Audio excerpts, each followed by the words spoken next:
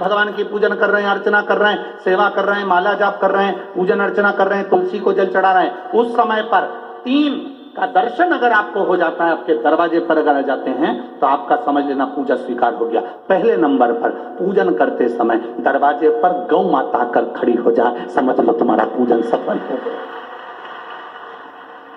आप पूजन कर रहे हैं, अंदर से गाय रंभा रही है, आप पूजन कर रहे हैं, अंदर से गौ माता गौमूत्र कर रही है, आप पूजन कर रहे हैं, अंदर से गौ माता गोबर कर रही है, आप पूजन कर रहे हैं अंदर से, और गाय दरवाजे पर आकर खड़ी हो गई। तुम्हारी अर्चना में, तुम्हारी आराधना में, तुम्हारी साधना में गौ माता तुम्हारे सामने आकर खड़ी हो जाए। पूजन के समय पर अचानक आकर तुम्हारे द्वार पर, तुम तुलसी को जल चढ़ा रहे हो, तुम्हारे दरवाजे पर आ जाए। और मेरा विश्वास करता है, यहाँ जितनी मेरी जीजियां बैठी हैं, यहाँ जितने मेरे जीजा बैठे हैं, ये मेरा विश्वास करता है आपके साथ कभी ना कभी ये जरूर हुआ होगा, पूजन के समय पर गौ माता का दर्शन होता ही, ये मेरा विश्वास करता है।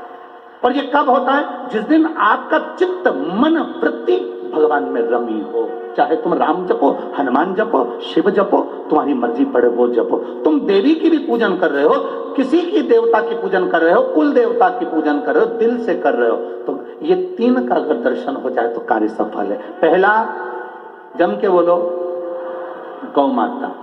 दूसरे नंबर पर हमारे यहाँ हम पूजन में लगे हुए हैं, आराधना में लगे हुए हैं, भगवान की अविरल भक्ति में लगे हुए हैं, भगवान की पूजन, आराधना और भक्ति में हम तल्लीन हैं।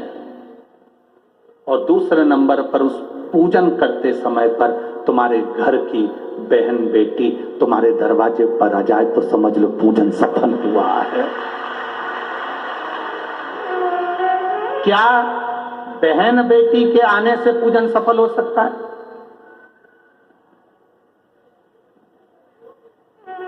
कहां लिखा हुआ है महाराज जी? आप इतनी बड़ी बड़ी बातें कहते हो।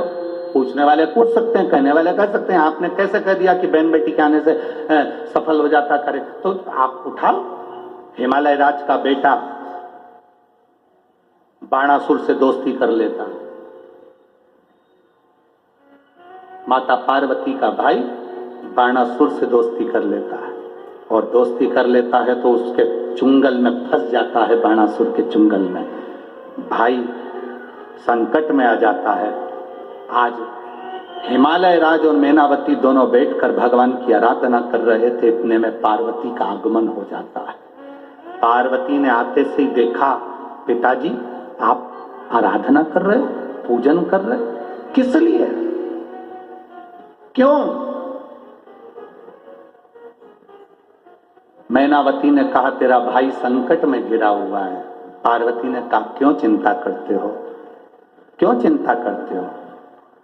पिताजी मैं आई हूं ना, चिंता मिटा दूंगी, चिंता मिटा दूंगी, आप चिंता ना करें। क्या हुआ? बाणासुर तेरे भाई को कष्ट दे रहा। बेटी पार्वती ने संकल्प ले लिया, उस बाणासुर का अंत मैं करूंगी। ना भगवान ब्रह्मा बाणासुर को मार सके, ना भगवान कृष्ण बाणासुर को मार सके।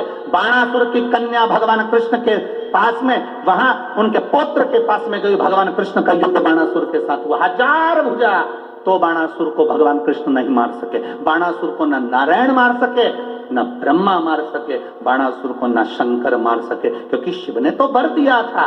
बाणासुर को केवल मारा है तो माता पार्वती अर्ध कुंवारी बनकर संहार कर चली जाती। कोई तुमसे पूछे कि सियोर वाले महाराज ने कहा कि बहन बेटी के पूजन करते समय अगर बहन बेटी आ जाती है, पूजन करते समय हमारे घर की बहन बेटी, तुम्हारे कुल की बहन बेटी, तुम्हारे घर की बहन बेटी तुम्हारे दरवाजे पर आ गई, भले तुम उसको कुछ दो मत दो, पर बहन बेटी अगर तुम्हारे पूजन के समय पर तुम्हारे क्यों आप लोगों के ऐसा नियम है कि नहीं हमको नहीं मालूम। हमारे यहाँ तो ऐसा नियम है कि जब भी घर में कोई बड़ा आयोजन होता है, शादी होती है, फंक्शन होता है, कोई उद्यापन होता है, कोई चीज बड़ी करते हैं, तो सबसे पहले फोन बहन बेटी को लगाते हैं कि हमारी बहन हमारे यहाँ आए, हमारी बेटियां, हमारी नंदे हमारे यहाँ आए, हमारी बुआ हमारे यहाँ आए। अब पूछोगे गुरुजी ये प्रसंग बहन बेटी को बुलाने का तो भगवान कृष्ण के यहां से चालू हुआ।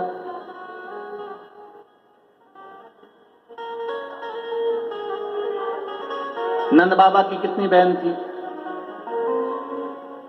दो नंदा सुनंदा, नंद बाबा की दो बहन। एक बहन को मालूम पड़ा कि यशोदा जी को संतान होने वाली है, तो एक ने दूसरी से कहा भाभी को संतान होने वाली है, तू कब जाएगी? बहनों में बड़ा प्रेम रहता है, मायके जाने से पहले फोन पे बात कर लेती, तू कितनी तारीख को जाएगी? वो बोलती है कि मैं इतनी तारीख, तो मैं थोड़ा सा बाद में आ जाऊंगी, तू चलेगा ना फिर मैं आ जाऊंगी। अब भाभी को कोई नहीं है संभालने वाला, तो जापा तो अपने को संभालना पड़ेगा, डिलीवरी तो अपने को देखना पड़ेगी। एक काम कर, 15 दिन पहले तू संभाल लेना, 15 दिन बाद मैं संभाल लूंगी। हाँ ठीक है। नंदा सुनंदा दोनों ने आपस में बात कर ली कि भाभी को संतान हो तो तू चल। तो आ गई नंदा, नंद बाबा की बहन नंदा आकर घर में रहने लगी, और भाभी को जब जापा हुआ तो सबसे पहले नंदा भगवान को हाथ जोड़कर कहती है, बाबा ऐसी कृपा करना, ए बाबा ऐसी कृपा करना, मेरे भैया की यहाँ 60 साल के बाद तो औलाद हो रही है, तो ऐसी कृपा करना कि उनके घर में लड़का हो जाए। और नंदा हाथ जोड़ती जोड़ती जोड़ती जोड़ती यशोदा जी के कक्ष में गई, और जो कक्ष में गई जाकर जो दर्शन करा तो लाला का दर्शन था। नंदा खुश हो गई, थाली उठाकर बजाने लगी कलदार से, और एक थाली को उठाकर उस नंदा ने बजाया, थाली को उठाकर। कांसे की थाली, पीतल की थाली, तांबे की थाली, जिसके घर में बजती थी उसके घर में शुभ संदेश आता था। आज के जमाने में स्टील बजता है।